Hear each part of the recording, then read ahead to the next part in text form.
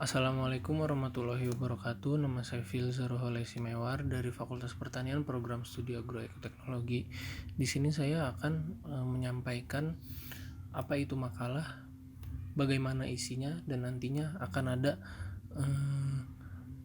contoh makalah dan beberapa penjelasan tentang penulisan-penulisan yang salah di makalah. Yang pertama yaitu makalah pendek. Pada dasarnya makalah dibagi menjadi dua, yaitu makalah pendek dan makalah panjang. Yang pertama ada makalah pendek. Makalah pendek adalah makalah yang biasanya tidak sampai 20 halaman pada penulisannya.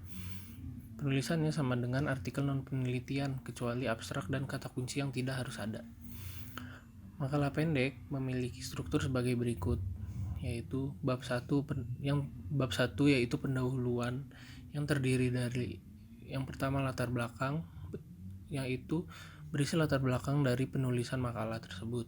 Lalu yang kedua ada maksud dan tujuan, berisi tentang apa yang menjadi maksud dan tujuan dari menulis makalah tersebut.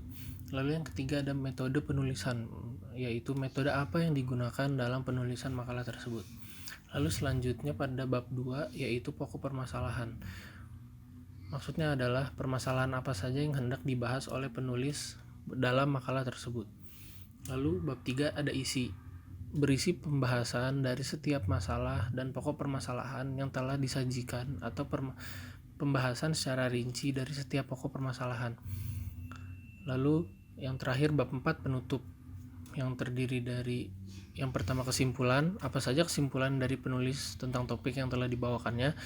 Lalu yang kedua ada saran, berisi saran-saran dari penulis, daftar pustaka, berisi daftar dari bahan bacaan atau pustaka yang digunakan sebagai acuan dalam penyusunan makalah tersebut, catatan format makalah sama kalaupun memang makalahnya pendek, itu kurang dari pembahasannya.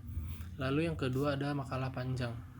Pada dasarnya makalah panjang tentunya lebih panjang daripada makalah pendek, yang penulisannya bisa lebih dari 20 halaman. Makalah panjang memiliki struktur yang berbeda, yaitu yang pertama ada halaman sampul, yaitu berisi judul makalah, maksud ditulisnya makalah, nama penulis, tempat dan waktu penulisan makalah. Lalu yang kedua ada daftar isi. Daftar isi itu seperti menunjukkan panduan tentang apa yang ada di dalam makalah tersebut. Isinya biasanya berupa judul dari subbagian yang ada di makalah tersebut. Lalu yang ketiga ada daftar tabel dan gambar. Daftar tabel dan gambar ini memberikan informasi terhadap tabel-tabel yang digunakan dan gambar-gambar yang digunakan pada makalah tersebut. Lalu yang keempat itu ada teks utama, yaitu berisi pembahasan topik-topik makalah. Isinya biasanya bervariasi dan tergantung apa yang dibahas oleh yang membuat makalah, seperti itu. Lalu yang kelima ada penutup, berisi kesimpulan atau rangkuman, pembahasan beserta saran-saran. Jika memang bahan-bahan yang ada dirasa kurang untuk menarik kesimpulan, maka ditulis penegasan kembali atau ringkasan dari pembahasan penulisan. Lalu yang keenam ada daftar rujukan atau yang biasa kita dengar dengan daftar pustaka, yang mengutip dari mana kita mengambil bahasan yang ada di dalam makalah. Lalu yang terakhir ada lampiran, berisi hal-hal yang bersifat pelengkap yang dimanfaatkan dalam penulisan makalah.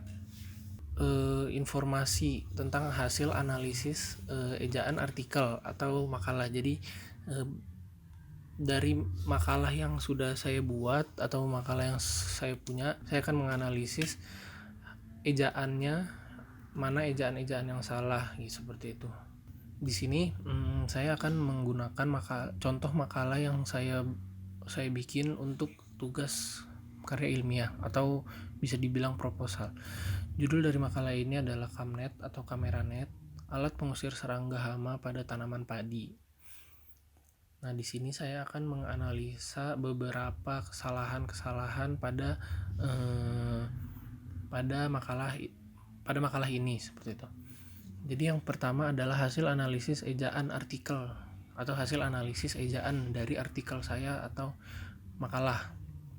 Yang saya gunakan di sini adalah makalah. Yang pertama yaitu tanda hubung. Kutipan kalimatnya itu berikut pihak yang memiliki peranan penting, akan tetapi antara pihak dengan tanda hubung dia menggunakan spasi, dan setelah tanda hubung menggunakan spasi juga baru ditulis lagi kata pihak. Alasan kesalahannya yaitu pada ejaan tanda hubung seharusnya ditulis rapat tanpa spasi dengan kata yang mendahului dan kata yang akan mengikutinya, dan pembetulannya yaitu berikut pihak-pihak yang memiliki peranan penting, pihak-pihak dengan tanpa spasi, seperti itu. Lalu yang kedua, kesalahan yang kedua ada tanda titik dua. Tanda titik dua ini pada kutipan kalimatnya yaitu kajian spasi titik dua spasi Kamnet. Yang membuat salah di sini adalah pada ejaan tanda titik dua seharusnya ditulis rapat tanpa spasi dengan kata yang mendahului atau kata yang kajiannya. Dan yang pembetulannya harusnya yang benar adalah kajian titik dua, lalu setelah itu baru spasi, lalu kata setelahnya, seperti itu. Terus yang ketiga, kesalahan yang ketiga pada makalah ini lagi-lagi berada di tanda titik dua. Titik dua ini kutipan kalimatnya adalah perizinan titik dua pemerintah. Pada ejaan ini yang membuat salah adalah seharusnya titik dua ini ditulis dengan spasi dengan kata setelah titik dua, tapi di sini tidak menggunakan spasi setelah titik dua. Jadi pembetulan yang benar adalah perizinan titik dua spasi pemerintah. Lalu yang keempat, kesalahan yang keempat, terdapat kesalahan dalam penulisan titik dua kembali, yaitu dengan kutipan kalimat perencanaan spasi titik dua spasi arsitek. Kenapa bisa salah? Karena pada ejaan tanda titik dua seharusnya ditulis rapat dengan spasi tanpa spasi dengan kata sebelumnya atau dengan kata perencanaannya. Jadi pembetulannya yang benar adalah perancangan titik dua spasi arsitek. Lalu yang terakhir ada lagi, dan lagi-lagi terdapat kesalahan pada penulisan titik dua, yaitu realisasi spasi titik dua spasi teknologi Kamnet siap digunakan. Pada ejaan tanda titik dua seharusnya ditulis rapat tanpa spasi dengan kata sebelumnya, dan tanpa spasi dengan kata setelahnya. Dengan spasi dengan kata setelahnya. Dan pembetulannya yaitu realisasi titik dua spasi teknologi Kamnet siap digunakan. Poin yang kedua yaitu hasil analisis diksi atau pemilihan kata atau penulisan kata pada makalah ini. Yang pertama ada bentuk kesalahannya itu penggunaan bahasa asing yang memiliki kalimat the very important global past. Lalu alasan kesalahannya apa? Yaitu pada penggunaan bahasa asing seharusnya menggunakan cetak miring. Seperti itu. Pembetulannya itu hanya tinggal the very global important global past dicetak miring, seperti itu. Lalu yang kedua ada lagi penggunaan bahasa asing juga, yaitu kameranet. Secara kalau bisa dilihat itu kan menggunakan bahasa asing, yaitu menggunakan bahasa Inggris sama seperti sebelumnya. Dan seharusnya penggunaan bahasa asing di sini harusnya menggunakan cetak miring. Lalu selanjutnya ada penulisan nama Latin. Di sini ada penulisan nama Latin yaitu Nila Parvata Lugens. Harusnya penggunaan nama Latin seharusnya menggunakan cetak miring juga. Dan pembetulannya yaitu Nila Parvata Lugens dengan menggunakan cetak miring, seperti itu.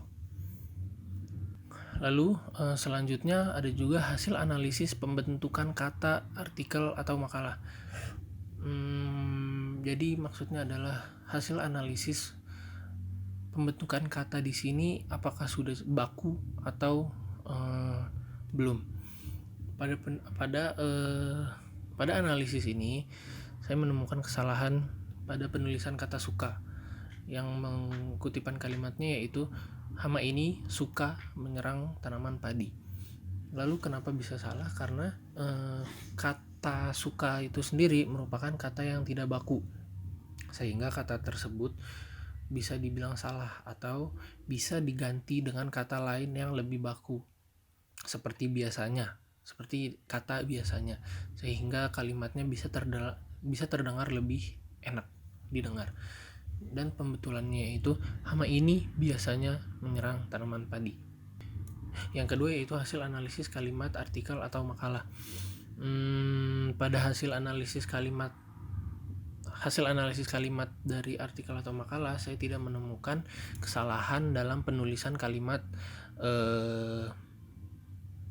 Saya tidak menemukan kesalahan dalam penulisan kalimat pada makalah ini. Jadi tidak ada kesalahan pada penulisan kalimat di makalah ini. Lalu yang ketiga juga ada hasil analisis penulisan paragraf, artikel atau makalah.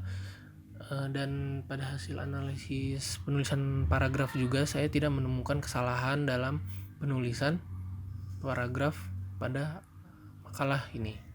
Sekian penjelasan dari saya. Kurang lebihnya saya mohon maaf. Wassalamualaikum warahmatullahi wabarakatuh.